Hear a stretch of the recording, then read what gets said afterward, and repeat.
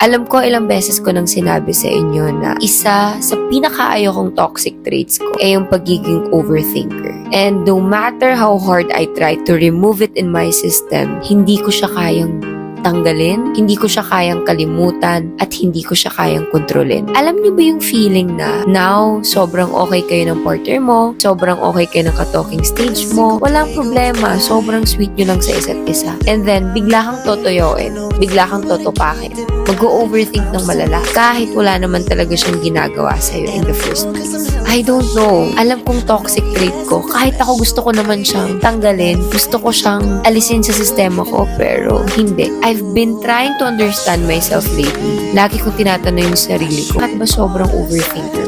Maybe because of my past. Maybe because of the traumas that I have been through. Yung mga bagay na ayaw ko na sanang maulit. Baka natatakot ako na baka kasi maulit. Na baka lahat ng pagkakamali ko dati, mangyari ulit sa ngayon. Sana hindi ito maging rason para maging unfair ako sa kinakausap ko ngayon. Sana hindi ito maging rason para pagkaitan ko siya ng clean slate na deserve niya. Kasi panibagong tao siya eh. Ibig sabihin, iba siya dun sa naging experience. Iba siya dun sa nakasama ko.